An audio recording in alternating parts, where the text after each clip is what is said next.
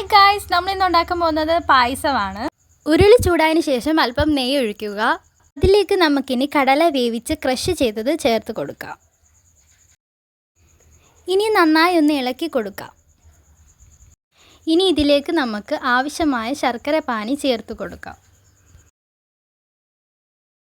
ശർക്കര പാനി ചേർത്തതിന് ശേഷം നമുക്ക് നന്നായി ഒന്ന് ഇളക്കി കൊടുക്കാം. ഇനി അതിലേക്ക് വേവിച്ച് വെച്ച ചവ്വരി ചേർത്ത് ഇളക്കി കൊടുക്കാം. നന്നായി ഇളക്കിയതിന് ശേഷം ഇതിലേക്ക് ആവശ്യമായ മിൽക്ക് മെയ്ഡ് ചേർത്ത് കൊടുക്കാം. ഇനി അതിലേക്ക് ആവശ്യമായ പാല് ചേർത്ത് കൊടുക്കാം.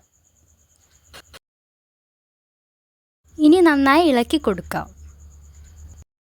ഇനി ഒരു പാൻ അടുപ്പത്ത് വെച്ച് ആവശ്യമായ നെയ്യ് ഒഴിച്ച് കാഷ്നട്ട്, കിസ്മിസ്, തേങ്ങാക്കൊത്ത് ഫ്രൈ ചെയ്ത് പായസത്തിലേക്ക് ചേർത്ത് കൊടുക്കാം. ഏലക്കയും. കടല പായസം റെഡി. ഇഷ്ടപ്പെട്ടാൽ ലൈക്ക് ചെയ്യുക, ഷെയർ ചെയ്യുക, സബ്സ്ക്രൈബ് ചെയ്യുക.